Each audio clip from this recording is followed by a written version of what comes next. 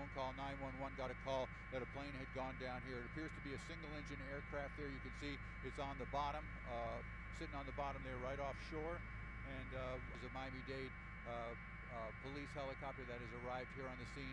This all happening in about the last 10 minutes or so. There's obviously some kind of a malfunction that put the aircraft down to the water.